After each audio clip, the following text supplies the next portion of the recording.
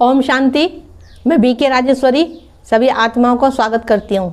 आज मैं आप सबको बताऊंगी कि कभी भी जीवन में हिम्मत मत हारना, फिर चाहे वो परिस्थिति कितनी भी बड़ी आए, लेकिन कभी भी अंदर से मत टूटना और न ही कमज़ोर पड़ना, क्योंकि परिस्थितियाँ आएंगी। अगर परिस्थितियाँ ना आए और आप ना टूटो तो आप संभलोगे कैसे फिर? क्योंकि अगर परिस्थितियाँ आती है ना, वही हमें अंदर से मजबूत बनाती है और हमें जीना सिखाती है।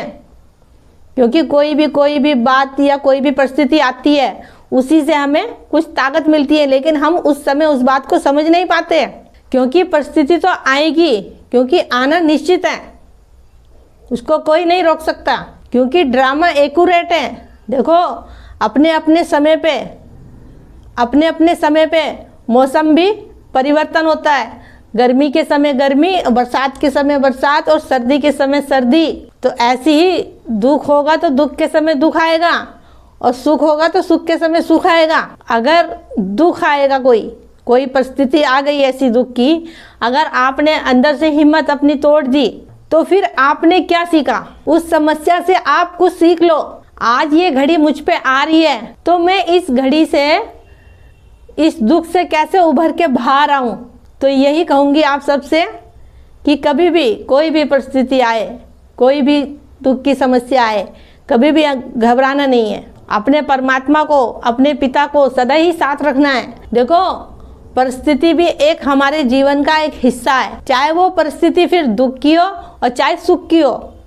देखो, आपने ये भी सुना होगा कि दुख में ही भगवान को ज़्यादा याद करते हैं और सुख में इंसान भूल जाता है या फिर कम याद करता है। ऐसा भी ना हो, परमात्मा को हर घड़ी याद करना है और हर घड़ी हिम्मत से भरपूर रहना है।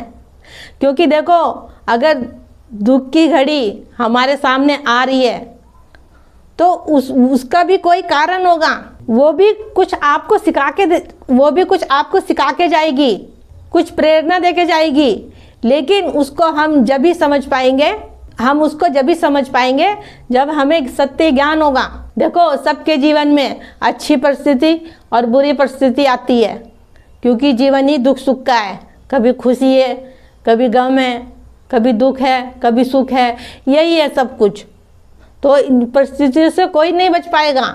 जब आप अपने परमात्मा को अपने साथ रखोगे, हर घड़ी उससे बातें करोगे, तो वो आपको हर दुख से बाहर निकाल लेगा।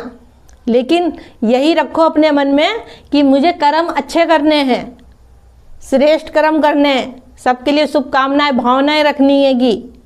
क्योंकि जब हम सबके लिए शुभकामनाएं और शुभ भावनाएं रखेंगे, जब भी वो परमपिता परमात्मा हमारे साथ होगा, और वो भी निस्वार्थ। देखो, अगर आप हिम्मत हार जाओगे तो फिर आप ही परेशान होगे। ये नहीं कि आपको कोई सामने वाला इंसान आपको संभालने आएगा, आपको अपने आप ही संभालना है। आपको अपने मन को अपने आप ही समझाओ कि ये मेरा हिसाब किताब है। अपने मन को अपने आप ही समझाओ, अपने आप से बातें करो कि ये मेरा हिसाब किताब है। जो मेरे सामने अच्छी परिस्थिति आ रही है, कभी बुरी परिस्थिति आ रही है, ये सब दुख सुख का ड्रामा है, लेकिन मुझे हिम्मत नहीं हारनी। बाबा मेरे साथ है, मेरे साथ सब कुछ बहुत अच्छा होगा। तो अपने को ऐसे ऐसे मैसेज दिया करो, सम्मान लिया करो। मैं मास्टर सर्वशक्तिमान हूँ, सफलता मेरा जन्म सिद्ध अधिकार है, मैं एक पावरफुल आत्मा हूँ। तो कमजोरी तो आपके अंदर से ऑटोमेटिक ही निकल जाएगी और आपकी हिम्मत दुगनी हो जाएगी।